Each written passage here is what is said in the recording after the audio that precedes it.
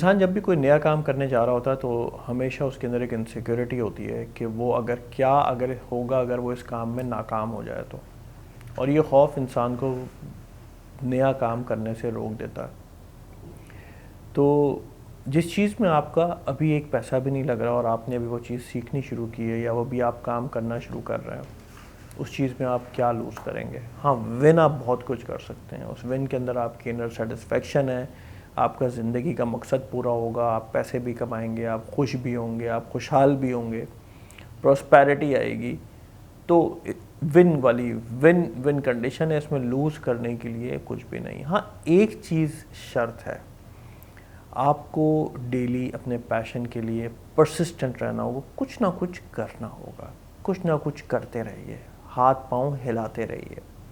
क्योंकि अगर आप हाथ पांव हिलाते रहेंगे तो आप डेली 0.1% कम से कम अपने पैशन को इम्प्लीमेंट करने के लिए, एग्जीक्यूट करने के लिए आगे बढ़ते रहेंगे।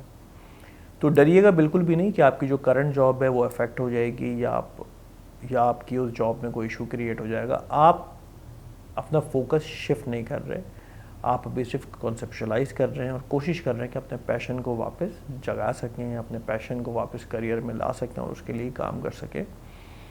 तो आपको भी एट दिस मोमेंट सिर्फ अपने ऊपर काम करना है, परसिस्टेंसी पे काम करना है, कमिटमेंट पे काम करनी है।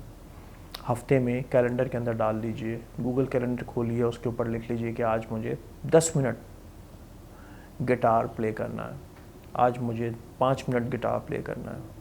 और जब वो रिमाइंडर बचे तो उस वक्त आप वो गिटार ज़रूर प्ले करें। जब वो रिमाइंडर बचे तो उस वक्त आप हेयर स्टाइलिंग के कुछ वीडियोस ज़रूर देखिए।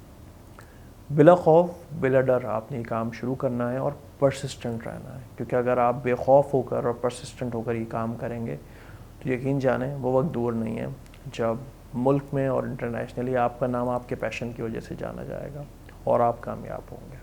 Thank you.